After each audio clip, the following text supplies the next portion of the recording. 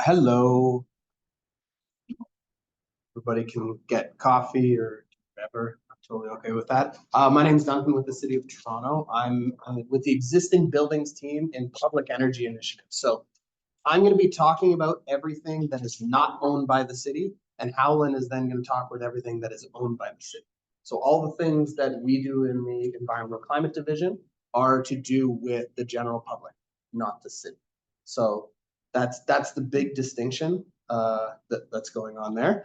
So we'll just get going. So we'll start a little bit with some background on Transform TO. I'm sure most of you have heard a little bit about it, but it's our overarching umbrella policy that is around climate and emissions within the City of Toronto.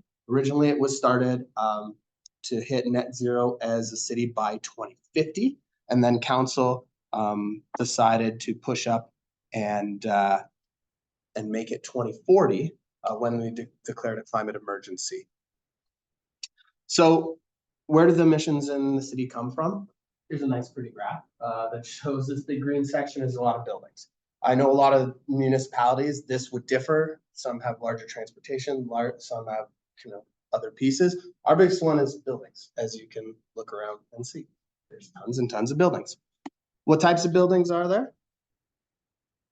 All kinds. There's residential, so residential also includes the condo buildings, and we have quite a bit of, and everybody knows here that our grid in Ontario is fairly clean. So right now, so our electricity emissions is quite low compared to our natural gas. So it's how do we heat our buildings, and what do we do? What do we do about that?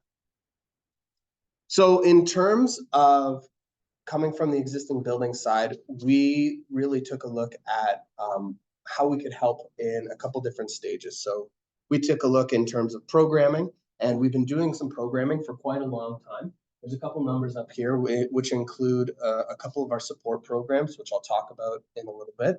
But because the City of Toronto has been doing this work for a long time in various capacities, depending on if they were supporting the Save on Energy programs, or they were doing all the work for Toronto Hydro on that end. There's been lots of different iterations of the Better Building Partnership within the City of Toronto over the last 10, 15 years. This is what our division looks like. There's actually an additional branch off here, but it's more just of an admin function. It's our finance and admin team. But we have, our team is existing buildings, so we focus really on retrofits. And I think this is where, being a bigger city as the City of Toronto, we have a lot more narrow focus. We can create things for a little bit more narrow, as Howland was kind of talking about before. He can create something just for fire halls. He has 100 of those. So we've really pieced it out into a couple of groups. You can see Howland's team over there. It's not actually, yeah, there you go. It's not actually in our division. But yeah, we have policy and research, so they do kind of the macro level modeling, policy pieces, stuff that goes to council. Our outreach and engagement, so that's our smart commute program, green roofs, bee pollinator, a lot of the climate stuff and community-based pieces. Public energy initiatives, both on the new development and the existing buildings. We work on the policies, support mechanisms, financing, all around getting to buildings to net zero.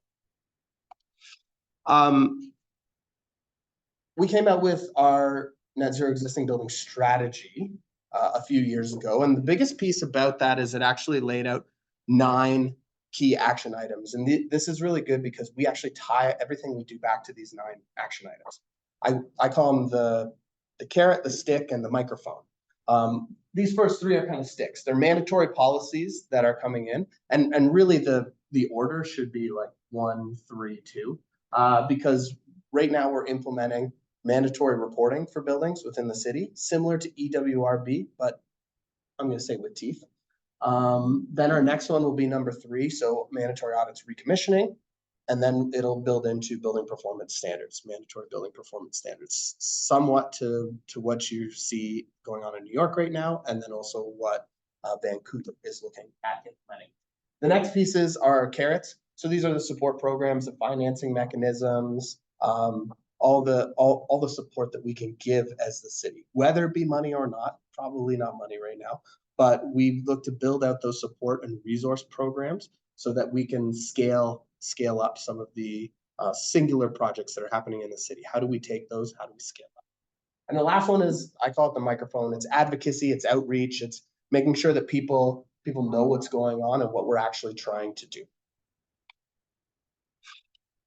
So this is our big one that came in December of last year, which is the first step in this bylaw. And to be honest, I actually think the move from 2050 to 2040 as our net zero goal allow us to do things like this a lot quicker.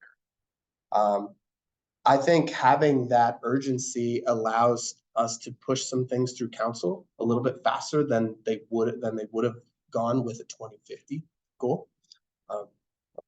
And so our first reporting deadline is this year. So everybody 50,000 square feet or above has to report in the city of Toronto this year. And we have language in our bylaw for penalties and disclosure, which EWRB does not really allow for. So that's why I say it's with teeth. In terms of who needs to report, we have not created any exceptions as of now. That's something that's still being looked at a little bit. And then next year, our reporting requirement size will go down to 10,000 square feet. We don't know yet. Probably the first penalty is you get a letter saying like, hey, can you report, please? But we have language in there that says up to $100,000. So it's not going to be that right away. But there is language in there that will allow for that. And I think that's one of the big pieces, one of the big changes. One of the big things about next year will be there is, as you can see, a lot more buildings that are going to have to report that have never reported. So right now, it's a lot of people who have reported before through EWRB, who are on Portfolio Manager, and that's why we set it up through Energy Star Portfolio Manager as well, so that I've been quoted at saying this, it's less than 10 clicks. If you've reported already for EWRB and now you're going to report to the city, it's less than 10 clicks. And they're easy clicks. They're not like you have to. So I'm not hearing the first one. Is there like education training with that? Yep, we've got tons of different videos and education and support and training based around that. I have the links at the end of this, and I've already sent over the copy of this, so if everybody will get a copy after this. In terms of how are we going to do this? Great question. I know you're all thinking about it. We can't talk to every building in the entire city. We can't talk to every commercial building, residential building. We can't do that. So we really do need to engage a lot of partners in implementation here. So whether that be the building industry organizations, whether it be BOMA or RealPAC or Greater Toronto Apartment Associations, those are just all examples. Or whether it be we have a contractor strategy where contractors are going to be in every single one of these buildings. How do we reach out to them and have them as kind of our quote unquote salespeople for all these projects? How do we educate them that then they can go and educate the building owners? So these are all the pieces that we have to put into place. Now, in terms of programs, we've kind of separated all of these into three areas. So there's support, guidance, and enablement, financing and incentives. So those are kind of the carrot pieces, as I was talking about before, and policy. So that's a lot of the big stick part. So we've got our new development stuff, we've got our existing building stuff, and what we try and do is we try and push people to find what are the gaps, where's the gaps, how can we start filling some of these areas that are not being served by someone else. So for example, our loans program, so our ERL program, Energy Retrofit Loan Program, it's great for somebody who doesn't have other options of financing. It's really worked well with co-ops and social housing. We've even worked it with some different condos. But if you're looking at some of the, like Oxford properties, like pension plan people, they get cheaper money. So we're not for them. So we try and fill some of those areas that there are gaps. This is kind of our main program for commercial buildings, where we just try and give people a step-by-step instructions on how to go about. So somebody comes to us and says, hey, I got this building. What do I do with it? We try and give them like, hey, here, give us some details of your building and we'll piece something out. We've created quite a big resource index where we can put together customized action plans based on what the building is and send them to all of these different resources, whether they be learning resources, funding resources through Enbridge or Save on Energy through the ISO, or whether it be through the Atmospheric Fund, or whether it be through TRCA, or wherever we really try and plug people into all of these different areas to build on top of. We don't want to duplicate anything. That's the key part. The Green Will Initiative is our large building portfolio program. And this is where, as we were talking about before, creating resources from people who know what they're doing. So we've got about 40 of the largest building portfolios in the city of Toronto in this program. It's everyone from U of T to the school boards to a lot of the hospitals to a lot of those like Starlight, like some of the largest building owners in the city. And we try and get them to share their resources and build on top of each other. So it's really a community practice where people share and come together and share. And we're building resources in terms of case studies. We've got, guided tours of different facilities. We've got best practices, two pagers. We've got RFQ templates so that people don't have to create stuff from scratch. They're building on what each other has. Now, putting that together in a municipal website is its own challenge, as you probably can understand. But making sure that we gather all those resources from building owners within the city and have a Toronto or at least Southern Ontario centric examples to go from. Just different pillars: recognition, collaboration, building pathways to net zero. Our loan program is, again, our catch-all loan program. It's a pass-through cost from the city. This is our commercial loan program. So whatever the city's cost of borrowing, that's the cost through there. And it's the cost of the payback period is the length of the loan. There's a lot more details on here.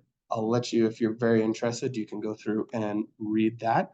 Our Deep Retrofit Challenge, we've got a number of buildings in the city that we're giving about $500,000 to each to go super deep on retrofits. This was funded by Natural Resources Canada.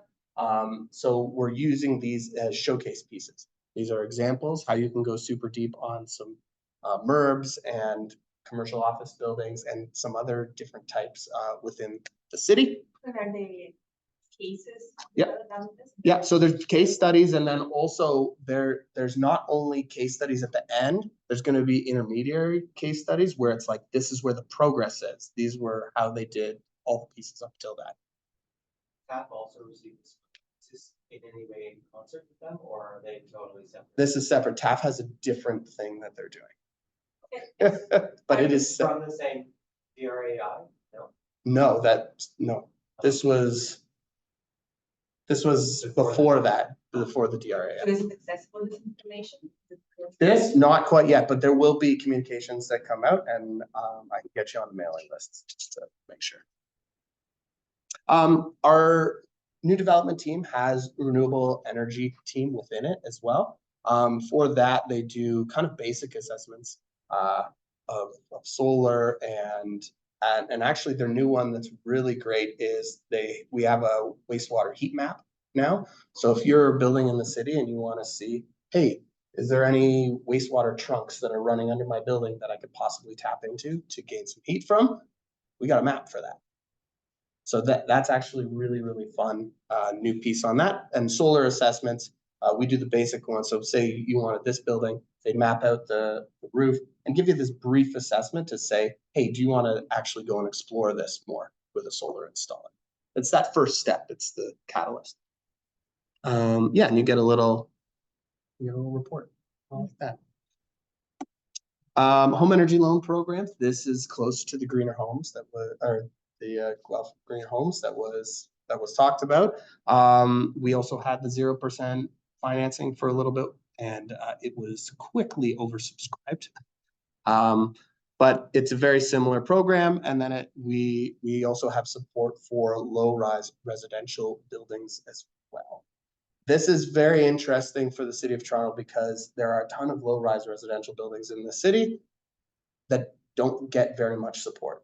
A lot of them go to the larger buildings. It's kind of like the missing middle housing as well as we're missing in the city of Toronto. there's gaps in programming. So starting to focus on some of those pieces is pretty key for us. In our housing secretariat, we have a STEP program, which does audits, which include community-based goals and community-based items that they look at, as well as energy. And we work closely with them and pass buildings back and forth to make sure that they fit into different programs and that we're not duplicating. They also have a financing program that is a small box program where we then have the catch-all on the outside of that. They've got a few different terms than us. We've also got Eco Roof program through our Live Green team, where cool roofs, green roofs, we can do on that. And then here's all of our resources, as well as our email, or you can email me. Tried to get through that as quickly as possible. And everybody can take this home if they want more details, but I'm here for a few questions if anybody has any. Or you can come up and chat with me at lunch.